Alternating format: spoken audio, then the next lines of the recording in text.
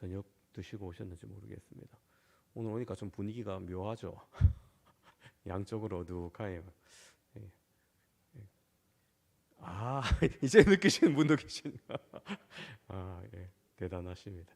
예, 그 일부러 그래놓은 건 아니고 이거 좀 어떻게 보면 비 피해라고 할 수 있습니다. 이게 왜 떨어졌는지 모르겠어요. 아무튼 지금 원인을 찾고 있는데 뭐 하여튼 그렇습니다. 여러분 집에는 피해가 없으시기를 바랍니다.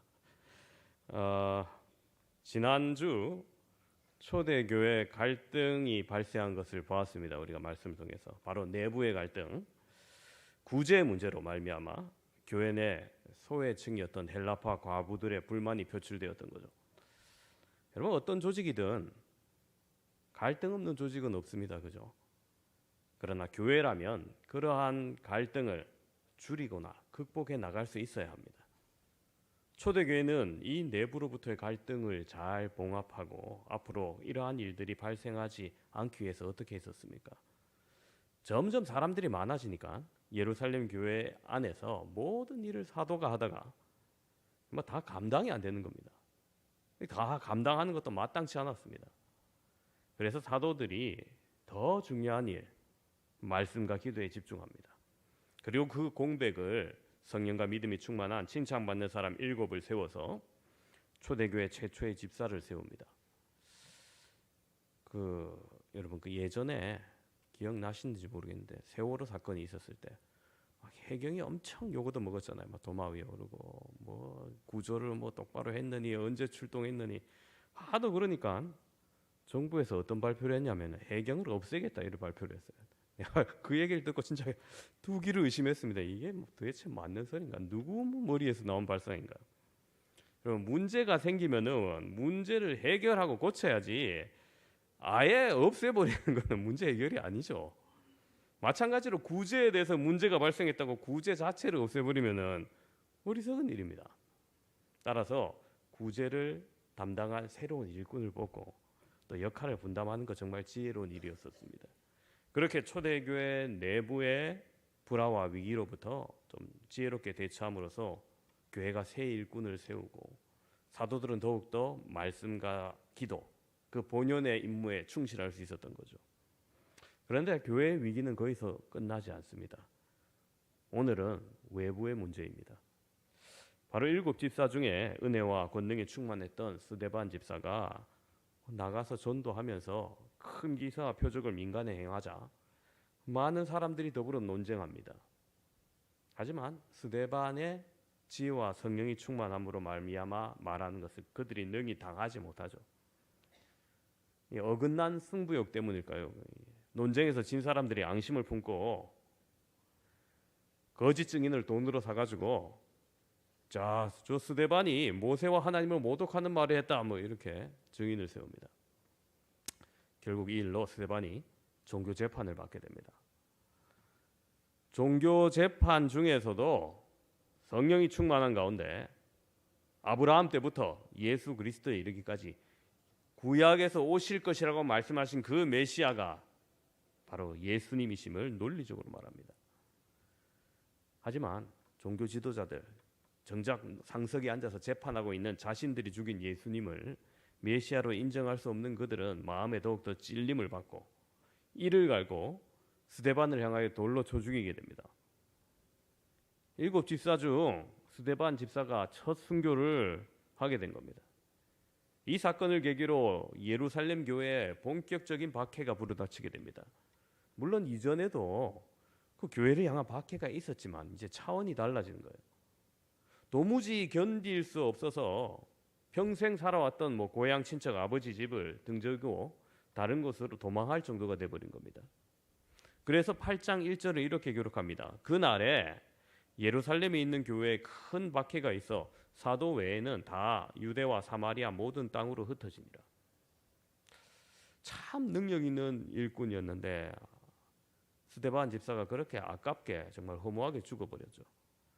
하지만 하나님께서 그를 순교의 제물로 쓰신 데는 다 이유가 있는 겁니다. 경건한 사람들이 스데반을 장사 지내고 슬퍼하고 있었고 아직 예수님을 만나지 못했던 사울은 더욱 남은 성도들을 잔멸하고자 옥에 가둡니다.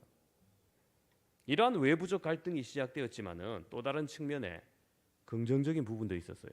뭐냐 하면 바로 예루살렘에만 모여 있었던 성도들이 이 박해를 계기로 흩어지면서 복음도 예루살렘 밖으로 사마리아로 퍼지게 되는 겁니다.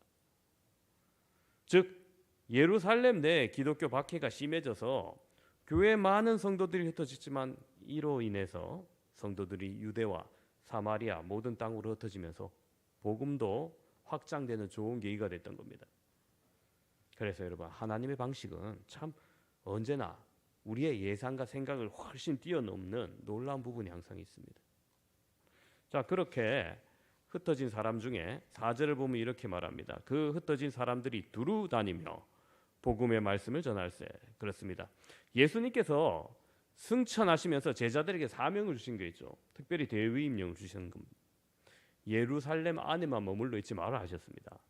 물론 성령을 받을 때까지는 예루살렘에 머물러 있어라 말씀하셨지만은 이제 이들이 성령을 받고 예수님의 명령대로 해야 있었습니다. 바로 사도행전 1장 8절과 같이 오직 성령이 너희에게 임하시면 너희가 권능을 받고 예루살렘과 온 유대와 사마리아와 땅끝까지 이르러 내 증인이 되리라 말씀하셨습니다.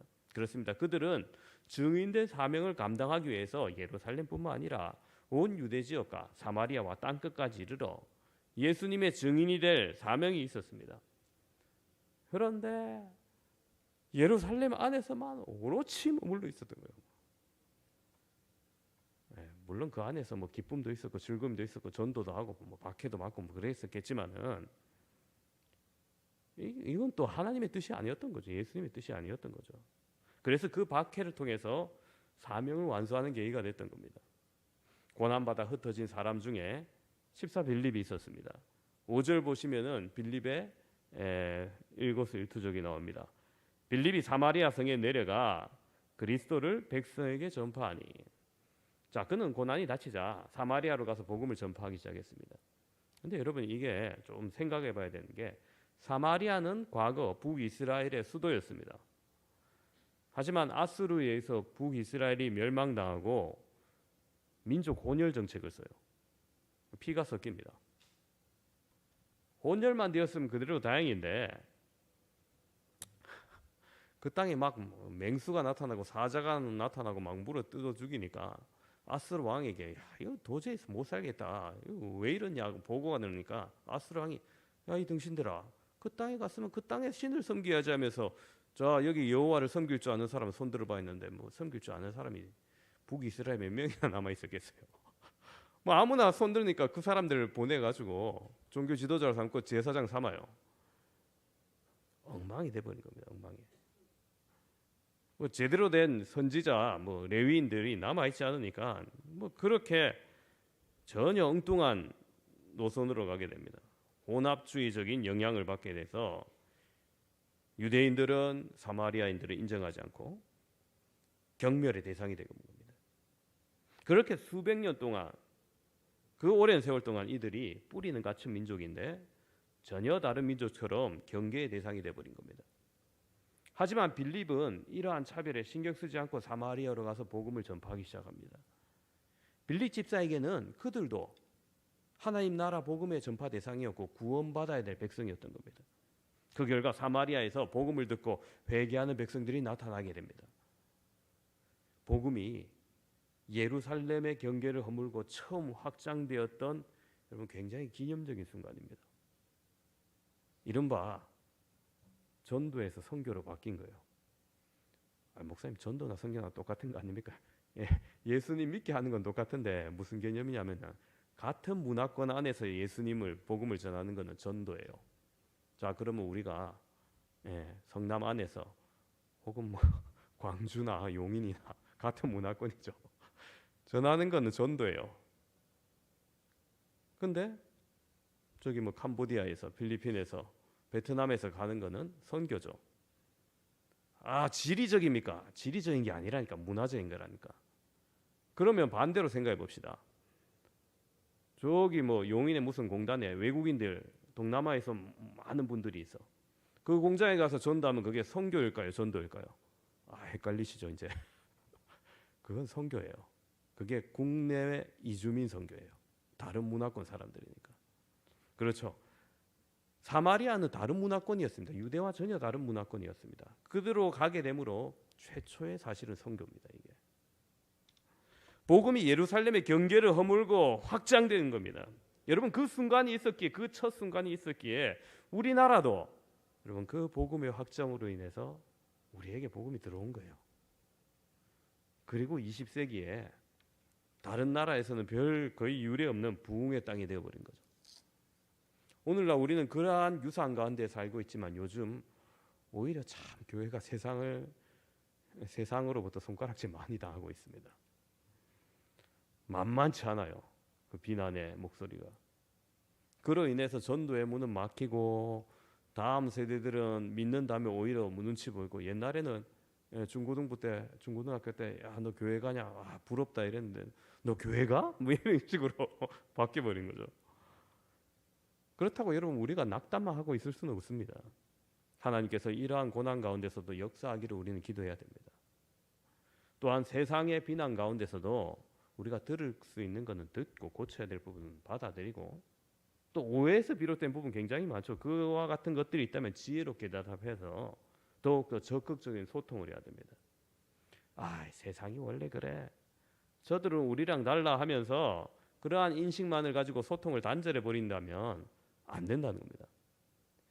여러분 빌립을 생각해 보십시오. 빌립이 당시 유대인들의 인식을 뛰어넘어서 사마리아로 갔듯이 우리 또한 불신자들을 향한 인식을 뛰어넘어서 그들도 하나님 나라 백성 되어야 할 사람으로 바라보며 적극 소통해야 된다는 겁니다. 물론 우리와 목적이 다르긴 하지만은 그들도 예수님의 사랑받아야 될 백성이라는 겁니다. 그래야 할 때 한국 사회에 아직 하나님 나라의 복음이 다시금 흥황하게 될 줄로 믿습니다. 자, 사마리아로 간 빌립, 그곳에서 예수님을 전합니다. 그리고 여러 기적이 뒤따릅니다. 이 빌립의 헌신으로 사마리아에 복음이 전파될 때 6절 보시면 이렇게 기록되어 있어요. 무리가 빌립의 말도 듣고 행하는 표적도 보고 한 마음으로 그가 하는 말을 따르더라. 그렇습니다. 여러분 여기서 잘 보시면은 그들이 빌립을 어떻게 따르게 됐습니까? 빌립의 말도 듣고, 이게 중요해요. 빌립이 무슨 말 했을까요? 말씀을 전해주죠. 표적과 기사만 보고 따른 거 아닙니다. 하나님 나라를 전파함에 있어서 여러분 복음을 들음으로부터 시작되는 겁니다. 빌립의 복음 전파는 분명히 여러 표적과 함께 행했었습니다. 7절 보시면 이렇게 기록되어 있어요. 많은 사람에게 붙었던 더러운 귀신들이 크게 소리 지르며 나가고 또 많은 중풍병자와 못 걷는 사람이 나으니. 자, 여기서 보면 귀신이 쫓겨나고 병자가 회복되는 표적이 나타납니다. 근데 여러분 이러한 표적은 뭐 이전에 없다가 새로 나타난 게 아니죠. 이미 예수님께서 오셔서 복음 전하실 때 죽기하셨고 중풍병자 못 걷는 자 치유하셨습니다. 승천하신 예수님의 영을 받은 우리가, 예수님의 다스림을 받은 우리라면, 빌립이라면 예수님의 권능이 그곳에 함께해서 사마리아에도 동일한 일이 일어난 겁니다. 개인의 경건이나 혹은 다른 사람을 속이는 눈속임이 아닙니다. 바로 예수님께서 약속하신 대로 권능을 주시고 땅끝까지 함께 하시겠다 약속하셨기 때문에 일어난 일이란 거예요. 물론 여러분 표적 자체는 복음이 아닙니다. 표적은 믿음의 대상이 아닙니다. 가끔 이 표적 보고 처음 신앙 시작한 사람들이 일반 교회를 못 했어요. 뭐 산으로 들러 뭐 오직 기적 쫓아다니는데 그건 바른 믿음의 대상이 아닙니다.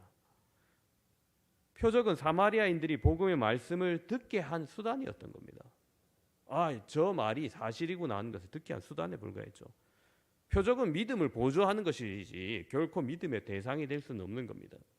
사마리아인들은 표적을 통해 말씀에 더욱더 집중하게 되었고 그 결과 그곳에서 큰 기쁨이 넘쳐났던 겁니다. 앞서 얘기했듯이 여러분 유대인들이 사마리아인들 무시하고 사마리아인들은 유대인들 역시 적대시합니다. 그럼에도 불구하고 여러분 이 사마리아에 유대인인 빌립이 가서 전했는데 이 복음을 거부감 없이 받아들입니다. 하나님 나라 복음은 이처럼 민족 간의 갈등도 뛰어넘어 버리는 거예요. 또한 하나님 나라의 복음은 어떠한 차별과 편견조차도 허락하지 않으시는 겁니다. 저도 아직 좀 멀었던 게 제 고등학교 동기 중에 일본 선교사가 있는데 좀처럼 연락을 안 해요. 제가 하필이면 일본을 가가지고 뭐 이런 마음이 있어요. 좀 더 친하게 지낼 수 있는 친구가 있는데, 예, 그래요. 참, 저도 이 갈등이 잘 안 넘어지는 겁니다. 그런데 분명한 것은 이 복음은 그와 같은 갈등을 뛰어넘는다는 겁니다. 그리고 일본에 가서 여러분 그러면 저 같은 마음으로 선교가 되겠어요? 지금 그 일본 선교사들 아이고 저것들 하면서 축구하면 우리가 이기고 저것들이 져야지 뭐 이런 마음으로 선교하면은 사실 선교 못합니다. 진짜 그 나라 나라 사랑하는 마음으로 가서 선교를 해야 되거든요. 네. 여러분 우리도 하나님 나라 백성으로서 매일매일 하나님 나라를 누리며 하나님 나라를 소망하며 살아갈 때 이와 같은 기쁨이 넘칠 것을 확신하시기 바랍니다. 사마리아가 이렇게 복음으로 말미암아 기쁨이 충만한 가운데서 한 재미있는 사람의 일을 소개합니다. 바로 마술사 시몬이라는 사람이에요. 9절 10절 보시면 이렇게 기록되어 있어요. 그 성에 시몬이라 하는 사람이 전부터 있어 마술을 행하여 사마리아 백성을 놀라게 하며 자칭 큰 자라 하니 낮은 사람보다 높은 사람까지 다 따르며 이르되 이 사람은 크다 일컫는 하나님의 능력이라 하더라. 자, 이 사람에 대해서 더 이상 자세한 소개는 없기 때문에 다 알 수는 없지만은 빌립에 오기 전부터 이미 사마리아에 있었고 많은 사람들의 눈을 속이는 사기꾼이 아니었을까 생각합니다. 이런 속임수 마술가로 자기를 큰 자로 여기면서 행하는 트릭, 이걸 또 하나님의 능력이라고 선전하며 마술을 행하던 자입니다. 그런데 이런 마술사 시몬도 빌립이 전하는 하나님 나라 예수 그리스도의 이름에 관하여 믿고 세례를 받는 겁니다. 목사님 이거 가짜로 세례받은 거 아닙니까? 아니요, 진짜 같아요. 시몬이 예수님을 구주로 고백한 것은 거짓이 아닌 듯합니다. 13절을 보시면 이렇게 기록되어 있어요. 시몬도 믿고 세례를 받은 후에 전심으로 빌립을 따라다니며 그 나타나는 표적과 큰 능력을 보고 놀라니라. 예, 그렇죠. 전심으로 따라다닐 때 돼 있어요. 자, 다른 사람 속이며 살았던 시몬도 그의 눈에 빌립을 통해 나타나는 표적과 큰 능력이 놀라웠던 겁니다. 그런데 이후에 재미있는 일화가 소개되죠. 베드로와 요한이 사마리아에도 하나님의 말씀을 받고 사람들이 믿더라 하는 이야기를 듣게 됩니다. 그래서 예루살렘에서 파견을 가요. 그리고 사마리아 성도들을 향해서 성령 받기를 기도합니다. 두 사도가 와서 기도하자 놀라운 일이 일어납니다. 사마리아 성도들 복음을 믿고 받아들이긴 했는데 아직 성령을 받지 아니었었거든요. 그런데 이 두 사도가 안수하고 기도하니까 막 성령이 나오는 거예요. 막 방언이 터지고 막 불 같은 성령이 임하고 이러니까 깜짝 놀란 겁니다. 근데 하필 그곳에 마술사 시몬도 있었던 거예요. 시몬이 그 광경을 보고 생각합니다. 이야, 이거 이때까지 빌립이 행하는 것만 보고도 이야, 표적과 기사가 놀랍구나 했는데 베드로와 요한이 기도하니까 성령 받는 게 더 놀라운 거예요. 그래서 그만 과거의 나쁜 습관이 기어 나옵니다. 18절 19절 보시면 시몬이 사도들의 안수로 성령 받는 것을 보고 돈을 들여, 돈 얼마 들였는지 모르겠네요. 돈을 들여서 이르되 이 권능을 내게도 주어 누구든지 내가 안수하는 사람은 성령 받게 하여 주소서 하니. 자, 여러분, 성령을 안수하여 성령 받기를 원하는 기도 시몬이 사모하고 있습니다. 왜 사모합니까, 여러분? 예? 정말 주의 일을 자기가 한번 열심히 해보려고 하는 겁니까? 아니면 예전처럼 사람들이 자신을 우러러보게 하고 주목받고 싶어 있을까요? 예, 당연히 후자입니다. 게다가 방법 무리하게 짝이 없죠. 돈을 주고 성령의 권능을 가지려 합니다. 아니나 다를까 베드로의 불효령이 떨어집니다. 20절 보시면 베드로가 이르되 내가 하나님의 선물을 돈 주고 살 줄로 생각하였으니 내가 은과 내가 함께 망할지어다. 아유, 그래요. 그렇습니다, 여러분. 우리가 혹 하나님의 일을 하고자 할 때 주시는 권능, 우리가 무언가를 얻을 자격이 있기 때문에 하나님께서 주시는 거 아닙니다. 값 주고 사는 건 더더욱 아니에요. 뭡니까? 하나님의 선물이에요. 선물. 주님의 일에 나의 것을 드리며 헌신하고자 할 때 하나님이 주시는 능력 선물인 거예요. 우리는 이 말씀을 통해서 생각해 봐야 됩니다.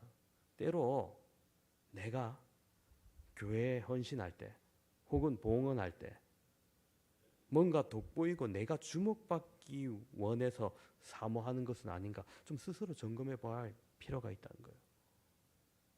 나의 헌신과 봉사로 말미암아 뭐가 목적이 되어야 됩니까? 첫째는 하나님께 영광이요.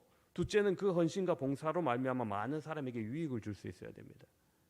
그런데 그 헌신과 봉사에 자신이 좀 덜 드러나면 시험 들고 섭섭함이 온다 하면 여러분 오늘 마술사 시몬과 같은 마음인 것을 여러분 기억하셔야 됩니다.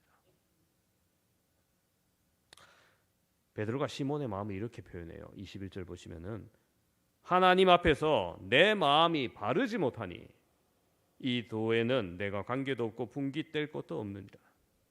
그렇습니다. 여러분 시몬도 사실 복음의 은혜를 받고 변화를 받아 믿고 세례받으며 빌립을 따라다녔는데 한순간 과거의 습관과 욕심으로 인해서 그 마음이 바르지 못하게 되었던 겁니다. 여러분 오늘 모인 사랑하는 성도 여러분, 한순간이라도 여러분 우리의 마음이 은혜에서 벗어나서 죄악된 습관, 욕심으로 넘어가지 않기를 소망합니다. 우리가 그렇게 연약하여서 넘어지기 쉬운 존재임을 늘 기억하십시오. 오늘 말씀을 정리합니다. 함께 예배드리는 사랑하는 성도 여러분, 오늘 우리는 사도행전 8장에 나타난 상황을 통해서 예루살렘에 불어닥쳤던 핍박으로 말미암아 복음이 사마리아로 전해진 기사를 함께 보았습니다. 예수님도 이미 온 유대와 사마리아 땅끝까지 이르러 내 증인이 되라 하셨지만 이 복음이 너무 오랫동안 예루살렘 안에 머물러 있었던 겁니다. 하지만 하나님의 그 뜻하신 계획하심으로 핍박이 가해지고 성도들이 흩어지자 복음도 함께 확장되었던 것을 바라봅니다. 여러분 우리도 나의 마음속 경계 혹 사마리아가 아직 남아있지 않습니까? 하나님은 우리의 마음의 경계를 벗어나서 하나님 나라가 더욱더 확장되기를 원하십니다. 우리의 마음의 경계 사마리아를 넘어서 복음에 확장해 나갈 수 있는 저와 여러분 되시기를 바랍니다. 아울러 그렇게 하나님의 뜻과 계획하심에 맞게 우리가 열심을 내고 헌신할 때 표적과 큰 능력이 나타나는 것도 보았습니다. 복음의 확장의 기본은 말씀입니다. 말씀이 아니고서는 변화될 수가 없습니다. 하나님의 말씀을 통해서 우리가 더욱더 변화받고 말씀을 사모함이 더욱더 충만하게 되기를 소망합니다. 또 혹 마술사 시몬처럼 은혜 받았으나 죄악된 습관으로 다시 따라갈 것이 아니라 오직 하나님의 은혜와 긍휼 가운데 늘 거하도록 기도하시고 자신의 욕심에 의한 사모함이 아닌 하나님 뜻하신 바대로 이루어지기를 사모할 수 있는 저와 여러분 되시기를 주님의 이름으로 축원합니다.